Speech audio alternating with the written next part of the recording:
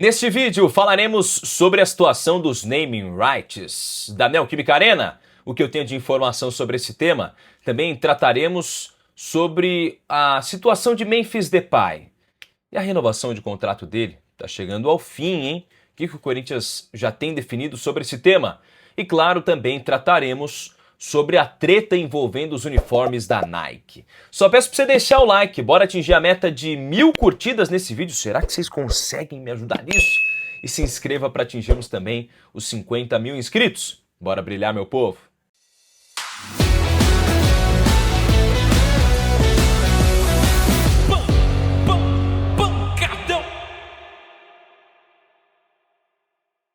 Muito bem, meus amigos, vamos tratar então sobre a história dos naming rights. Só peço novamente para você deixar o like e se inscreva no canal, isso ajuda demais. Se inscreve, coisa linda.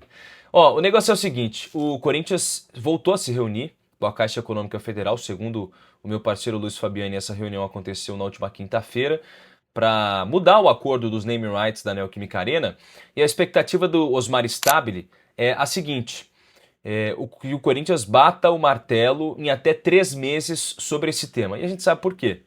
Porque tem eleição no Corinthians. E esse tema é sim eleitoral. Basta ver o que fez André Sanches, o que fez e fizeram André Negão e Duílio na última eleição. Então tem que tomar muito cuidado sobre essa situação, porque muitas vezes os caras intensificam, né, a busca pelo acordo do naming rights na reta final, próxima eleição e tal, e no fim acaba iludindo o torcedor corintiano.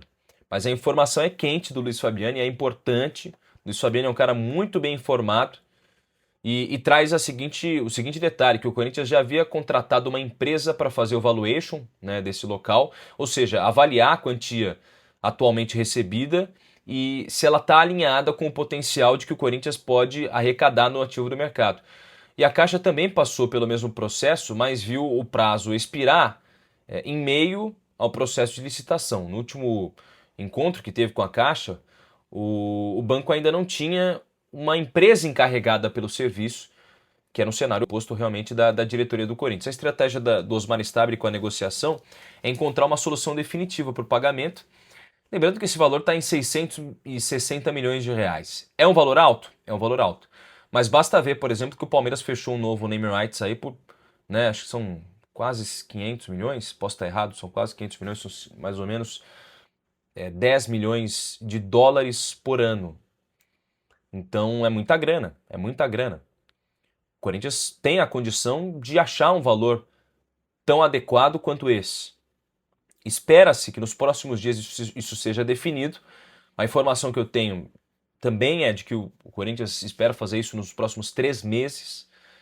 O problema é que nem sempre consegue efetivar isso da forma que se espera.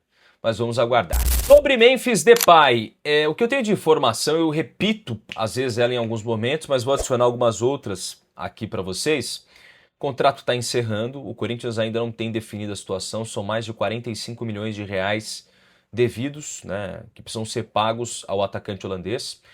E o Fabiano até trouxe a informação de que as conversas para renovar com o Memphis tratam de que a ideia não é ter um parceiro para ajudar com os custos, mas sim pagar integralmente o contrato do atleta, e esse parceiro pagaria de forma total o valor, e aí a parte do clube fica pelos 40 milhões mais ou menos devidos pelo atual vínculo que o Corinthians, 45 milhões que o Corinthians deve ao Memphis Depay. Então, a expectativa do Corinthians é achar um patrocinador para pagar o salário dele de forma integral.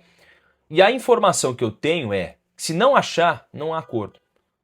Por quê? O Memphis provavelmente, não sei, dificilmente vai querer abaixar os valores dele de salário.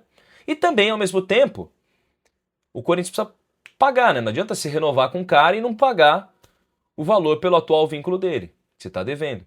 Então, essa é a grande dúvida. Não sei vocês, mas eu vejo como uma importância se renovar com o Memphis.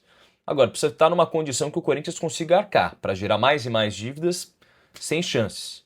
Acho que o Corinthians conquistou títulos importantes nesses últimos anos, que o resguarda para, de uma certa forma, ter um alívio daqui a um tempo, caso o torcedor fique um período sem conquistar títulos. O que eu estou querendo dizer é assim, se não conquistar título esse ano nem no próximo, é até compreensível. O que importa nesse momento é fazer a manutenção financeira do Corinthians. Uma pena que dificilmente os dirigentes vão se ligar nessa ideia e prestar atenção nessa situação. O Corinthians, que por falar em dívidas, está tentando fechar nessa semana a treta envolvendo os valores de Tajeres, da Argentina, e Rodrigo Garro. Caso o Corinthians não acerte o valor até sexta-feira, o Tajeres da Argentina pode recuar e solicitar um transfer ban na FIFA.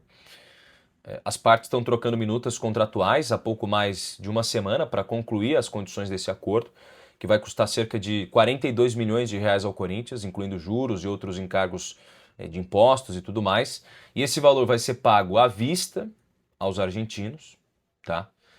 E o entendimento entre os envolvidos era de que o primeiro repasse seria em até 15 dias, depois do ok da equipe argentina.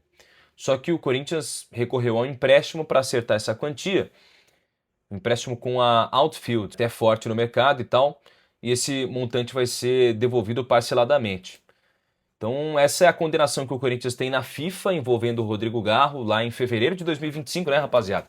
No valor de 3,6 milhões de dólares, o que dá mais ou menos 19 milhões de reais. Aí o Corinthians recorreu à Corte Arbitral do Esporte para evitar um novo transfer ban. As tratativas estavam travadas, até então por causa de um desgaste entre Augusto Melo e a diretoria do Tajeres, mas agora elas foram retomadas. O Andrés Fassi, que é presidente do Tajeres, eu converso com ele direto, e ele elogia muito a postura do Osmar Stabile com relação a esses temas. Então vamos aguardar também a solução desse problema. Rapaziada, se liga só, com a TIM você vive o futebol de verdade.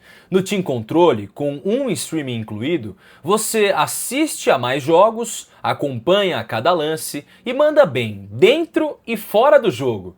TIM, imagine as possibilidades. Bom, o Corinthians está planejando estrear seus novos uniformes no início de maio, tá? Nos jogos contra o Independiente Santa Fé da Colômbia, pela Libertadores, e também contra o São Paulo pelo Campeonato Brasileiro. A tendência é que a equipe atue com o segundo uniforme diante do Santa Fé em Bogotá no próximo dia 6, e a estreia da camisa principal aconteça no majestoso dia 10, na Neoquímica Arena, num duelo pela 15ª rodada do Brasileirão.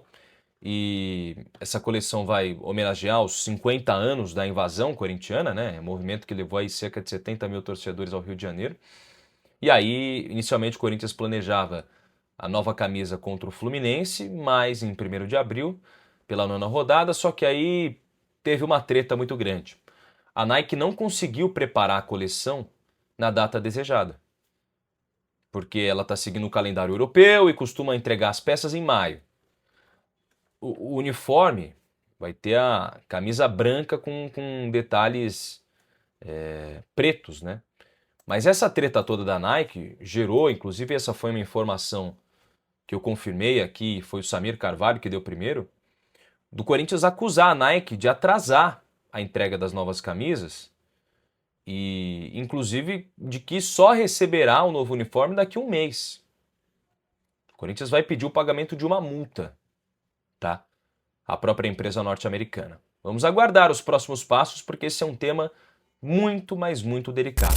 E para fechar nossa informação, nosso pancadão de informações, o Corinthians foi denunciado pelo STJD por 3 situações depois da partida contra o Vasco na Neoquímica Arena.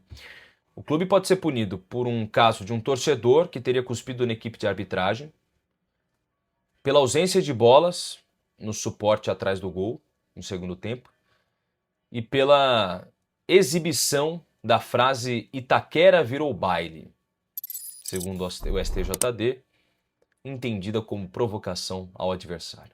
Depois dessa, eu me retiro. Tchau, deixa o like.